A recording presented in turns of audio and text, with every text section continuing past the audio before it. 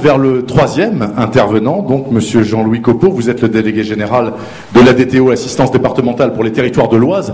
Alors là, vous êtes plus dans le domaine du public, en quelque sorte, puisque ce n'est ici du parapublic, absolument. Alors le problème de la conception-construction pour les entreprises, c'est peut-être une solution, pourquoi pas, on l'a vu avec l'intervenant précédent, et c'est possiblement aussi une opportunité, mais cela dit, car il y a un gros mais tout de même, ça nécessite d'avoir en face des clients qui savent exactement définir, au moins dans un premier temps, leurs besoins. Et là, on se heurte à la question de la maîtrise d'ouvrage solide. C'est pour ça que vous avez créé dans l'Oise cette ADTO.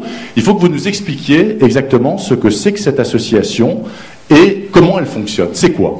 Alors, l'association, à la base, c'est un groupement de collectivités locales qui adhèrent volontairement sur l'ensemble de la démarche qu'on a pu avoir. L'association, progressivement, devant sa croissance, a eu quelques problèmes juridiques parce que le contrôle de légalité a estimé qu'on relevait plus d'une mission annexe de service public et par ailleurs, on était proche du secteur marchand. Ouais. Donc, progressivement, on a discuté avec le contrôle de légalité, avec l'ensemble des acteurs du département et on vient de créer l'ASPL ADTO. C'est-à-dire que depuis 15 jours, on est SPL. Voilà, c'est vrai que la naissance et la gestation de la chose a été un petit peu tortueuse, mais maintenant vous y êtes. C'est normal puisque ça n'existait pas ailleurs, que c'était une création, qu'il fallait s'adapter à la commande. D'accord. Alors, comment ça marche très concrètement ? Alors, qui en fait partie ? Vous faites quoi ? Concrètement, il y a un noyau dur de 5 actionnaires qui a un capital de 60 000 euros, le conseil général qui a 55 000 et 5 collectivités de base. Et maintenant, chaque collectivité qui veut bénéficier de nos services achète une action à 50 euros que le conseil général lui revend. Ça, c'est la base de la démarche. Ensuite, pour avoir accès au noyau dur de nos prestations, la collectivité, qu'elle soit commune ou PCI, paye 1 euro par habitant par an. Oui. Moyennant quoi, on va définir les besoins, on va mettre en place les financements, le juridique et l'administratif qui va avec, et on va essayer de l'emmener jusqu'à l'ordre de service de ce qu'elle veut faire. Alors, si on prend un exemple concret, on veut faire un réseau d'assainissement. Sur l'assainissement, c'est une profession sur laquelle on est suffisamment représenté ici. Donc, il faut définir un zonage. Il faut dire si on fait du collectif ou de l'autonome. Il faut regarder si on travaille à l'échelle de la commune ou d'une intercommunalité. Oui. Et il faut convaincre l'ensemble des personnes de mettre en place les budgets qui vont avec. Donc on va faire, nous, une étude en interne de préfaisabilité, définir des coûts, investissement, exploitation, ça passe ou ça passe pas.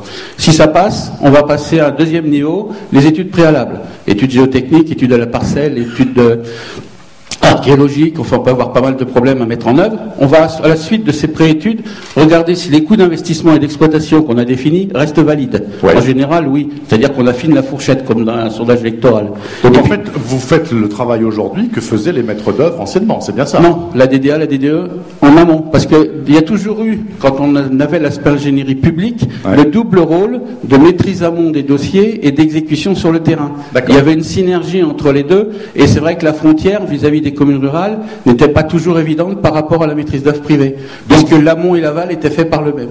Donc vous prenez ces gens par la main, vous réalisez tout cela pour eux. Oui. Donc vous êtes bien sûr payé puisque il y a. Non, ils payent leur cotisation. C'est payeurs cotisants. Nous sommes bien d'accord.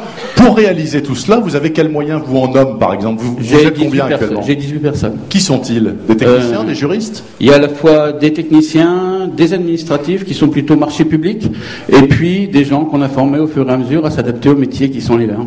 Actuellement, vous avez un budget de combien ? Actuellement, on a 1,8 million d'euros de budget. D'accord. Et les recettes, c'est 300 000 euros qui viennent du Conseil général, 450 000 des cotisations, et après, quand les collectivités veulent qu'on les accompagne pendant la réalisation des projets, on facture en nos temps passés à la demi-journée. Et donc le reste, environ 1 million, vient de ces recettes-là. Alors tout cela est un petit peu frais pour peut-être tirer un bilan définitif, mais tout de même, vous avez déjà mené quelques opérations, j'imagine, finalisées, bouclées ? Oui. Et alors, on a livré quelques stations d'épuration, quelques réseaux d'assainissement, puisque c'était mon métier de base. Il n'y a aucun bémol, tout s'est bien passé. Oui. Et actuellement, pour vous donner quelques chiffres, on a 350 opérations en cours, on a 260 millions d'euros de travaux en caisse, et on gère 60 DSP. La délégation de service public, c'est-à-dire que quand on accompagne les collectivités pour mettre en place les investissements, on essaye aussi de faire une adéquation pour leur exploitation. Donc on regarde s'ils veulent faire de la régie ou de l'exploitation en affermage, puisque c'est les deux grands systèmes de gestion, et on essaye de définir avec eux qu'on vérifie à chaque fois les coûts qui ont été définis au départ, puisque tout revient au financier à la fin. D'accord. Alors, ce que vous faites dans l'Oise, vous le savez peut-être, mais en tout cas, ça se fait aussi ailleurs, ou en tout cas, c'est bien lancé. Par exemple, et nous allons le voir dans le petit film qui suit à l'instant, messieurs, je vous remercie beaucoup pour cette prise de parole. Attendez un petit instant. Donc, nous allons voir le